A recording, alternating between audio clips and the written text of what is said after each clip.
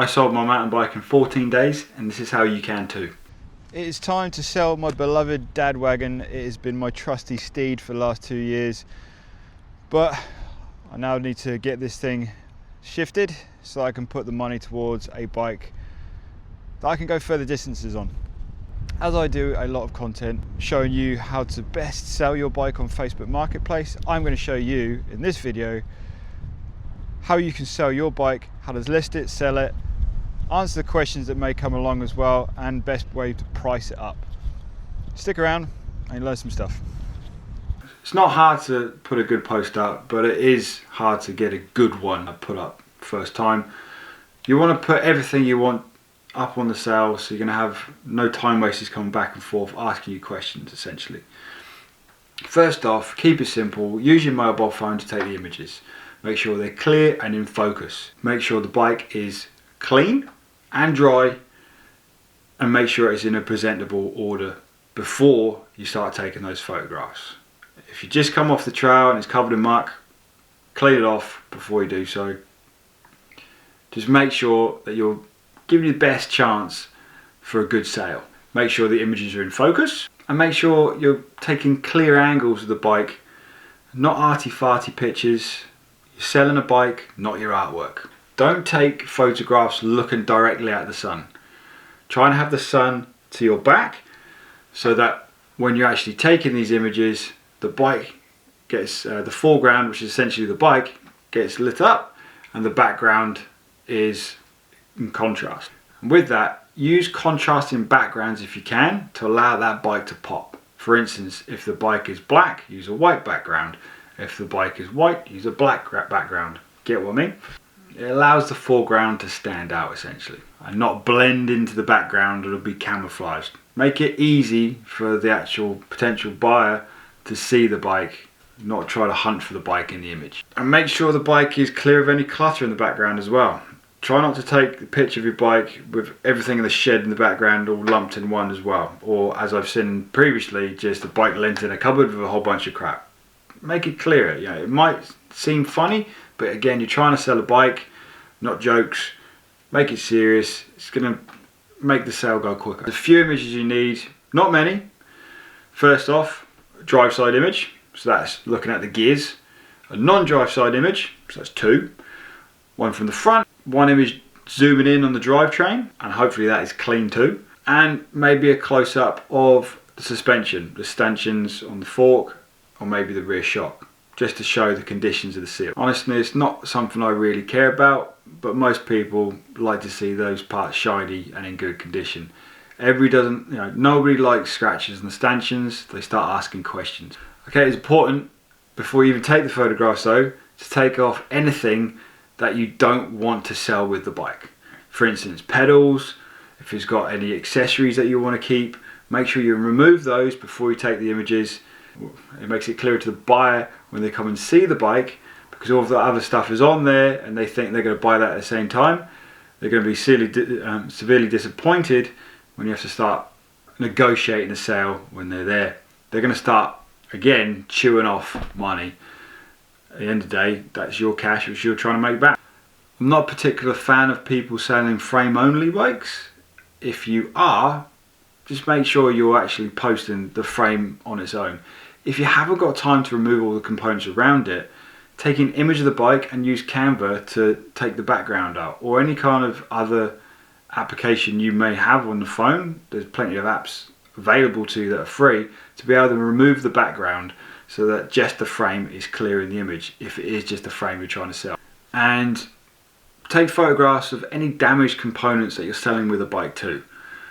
This will help be honest with the sale, because again, if a buyer comes and sees the bike and there's areas of the bike that weren't actually photographed showing damage, they're going to be tire kickers and try and beat down the price of the bike, ultimately putting you out of pocket. The headline, the most important part and easy to get wrong.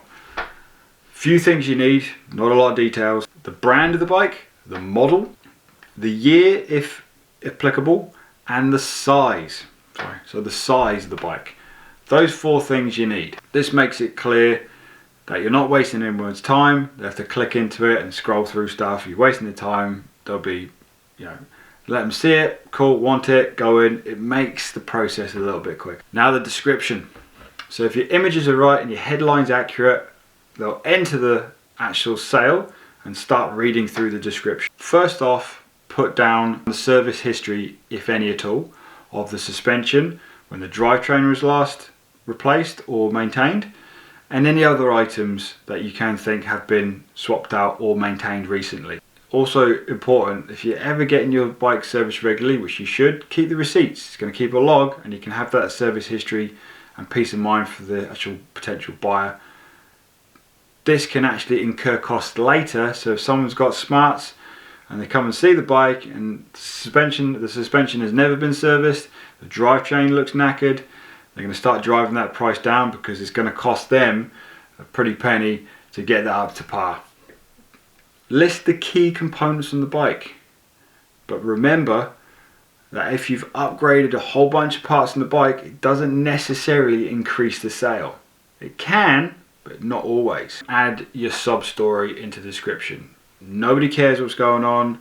They don't care that you've fallen out with the sport and you've lost the love of it. You're changing to a different sport. They don't care that emergencies come up, that you've got to get the money for some reason. That's not going to increase the potential of the sale for you. It's just, it's a waste of time. Just leave it out. Keep it simple. Simple, but detailed at the same time. Bullet points if you can, rather than a whole essay.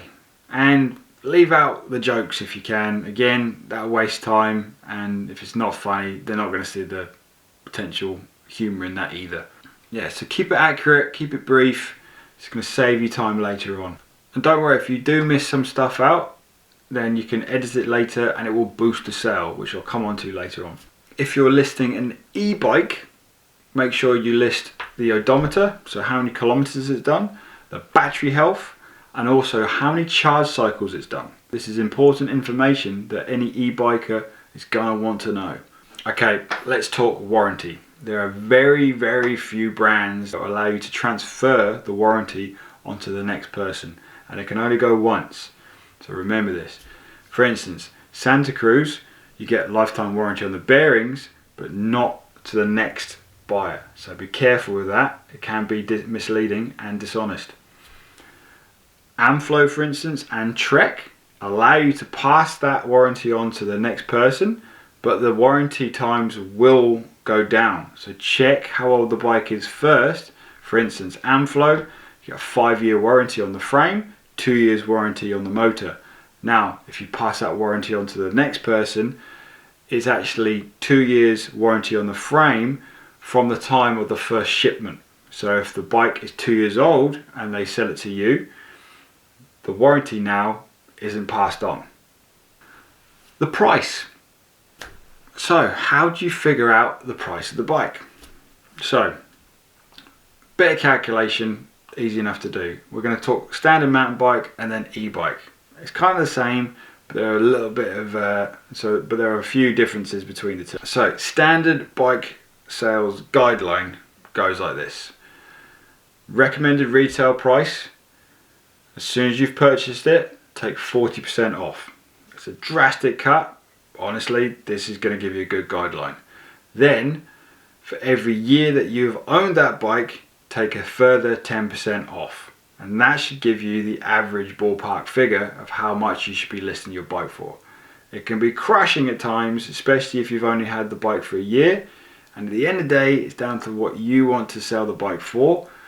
But if you get the listing right, get the photographs correct, get your headline accurate, this can be a bit easier. If it's not there and you're really trying to push that price up, considering you've put extra upgrades on there as well, it's going to be a very, very tough bargain to try and get the price that you want for the bike. For e-bikes, it's kind of the same. Again, recommended retail price, take 40% off. Then for every year that you've had the bike, take 15% off. Now, here's the thing, if you listed the battery health as well, you need to consider this. If it is lower than 80% battery health, then the next person that you sell the bike to may have to get a battery down the line.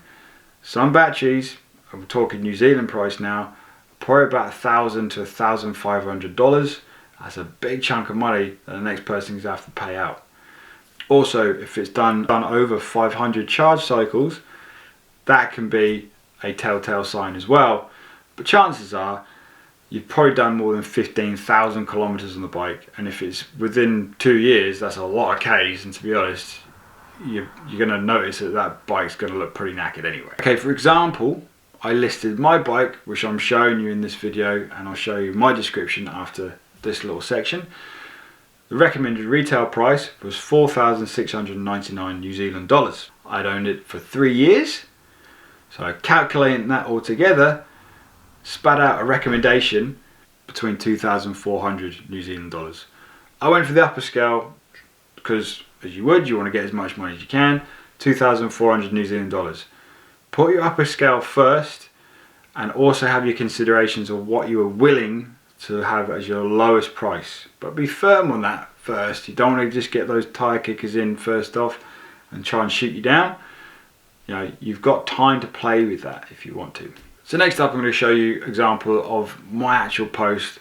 And if you want, if you find this difficult, you can use ChatGPT as well. And I'll share with you the actual prompt with this too. Answering questions. You're going to have to answer questions, but be polite with it. You know, the first generic question you're always going to get is it still available? It's a generic button you push. And you're going to get lowball offers.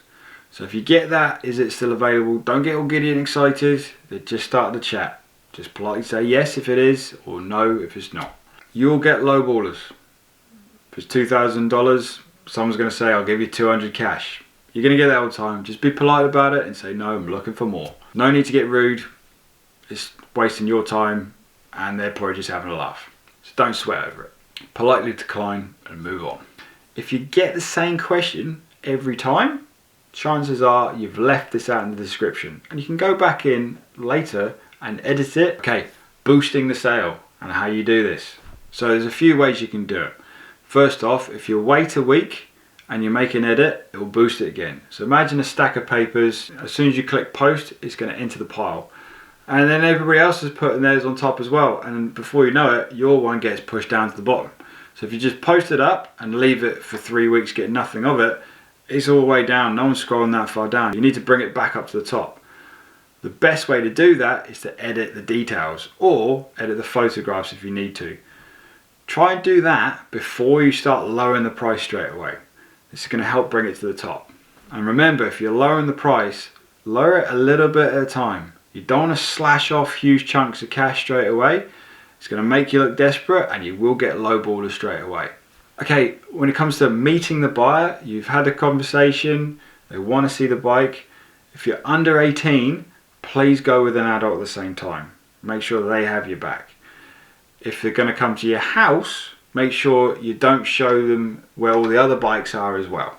Try and do it outside on the street if you can, or in the garden where it's a safe place, but ultimately it can be a bit risky and feel a bit awkward when you are doing it from home. If you have a local trail network or a bike park close by, maybe do the sale there or at your local bike shop, but please ask permission before you do start selling bikes there. It just means it's kind of like the Switzerland of the hub, just so you can get a better idea of the customer, and it feels like a safer place. It kind of always feels a bit weird when someone's coming over your house when you're buying something, especially if it is quite a lot of money. Okay, if they want to test ride the bike, especially if it's an e-bike, don't accept keys. Try and ask them if they can leave their mobile phone with you. There's been stories in the past where someone has given a false set of keys and just wandered off with it, never came back. So think of that. You don't want your hard-earned cash, essentially the investment in your bike, just riding away to the distance and never seeing it again. A bank transfer can be scary, especially if it's over a weekend. You don't know if that money's gone into the bank. You've got all rights to ask for the payment to go through before you give the bike over. This can take a couple of hours sometimes. I've had this before in the past myself. It feels real risky. But if they are willing to do so and the bank transfer has gone through, ask them to send a screenshot if you can. Ultimately, ask them to pay cash. That's kind of hard, especially if the bike is over $4,000, because then you don't want that cash kicking around as well, which you've got to then try and get to the bank somehow. It all feels a bit weird, but try and find common ground if you can. If it makes you feel better, ask for a deposit first if you can, and if they're willing to do so, especially if the bike is about $10,000, because then you know that actually that transaction is legit, and then you can go and settle that out later on. But this is always the awkward bit when it comes to the actual handover of cash and bike. You want to make sure you're not getting stitched up and they're coming in thinking you might do the same. So remember, you both got those same feelings. Try and be nice about it, try and find the common ground and be understanding. There's no harm if they've rocked up in the car and just record down their number plate. Once everything's gone through, payment's gone through, rip it up, chuck it away. It just helps if something does go a bit sour down the line, you have something to work off to try and hopefully get your bike back if it does get stolen. But less of that, hopefully you have a good transaction the whole way through. It's just some stories that I've heard in the past. Not happened to me yet, but this is just me passing on knowledge. Cool. So that's everything that you want to list down. I'm going to show you the listing that I did for my bike. So this is the exact post that I used to advertise my bike on Facebook Marketplace. You can see clearly stated Giant Talon E, and in brackets the actual size large. So the potential buyer can go in, they know exactly what they're looking for straight away. You can see the photographs I used two different locations with contrasting backgrounds to give it a few different perspectives of the bike. Bike was clean, the drivetrain was clearly cleaned as well, and I actually kept it like that after I took these photographs because I wanted to make sure that the bike advertised was the same bike that the customer came to see when they looked at the bike to come and purchase it. Now the description itself, I use ChatGPT to help me with this, and I will share with you an easy prompt to get this started. That will be in the description, and if you want to go to the Morgs-MTB app, I'll put a few more details in there and actually like a template you can use yourself to give you this step-by-step guide. Now this only took 14 days from posting it to actually get the person to come and actually purchase the bike. And I had about 12 people message me over Facebook Marketplace as well, asking questions, a couple of lowballers. But at the end, one person was really adamant they want to come see the bike and bought it on the spot. They did haggle down a little bit, and it ended up selling for 2,000 New Zealand dollars, which I was quite happy for. I was willing to settle at that price anyway.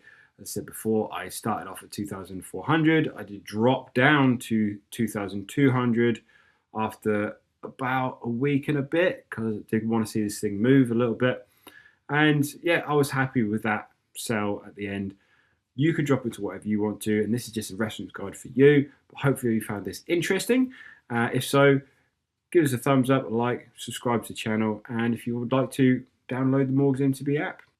So yeah, if you do have any other questions, let me know in the chat, and thanks for watching.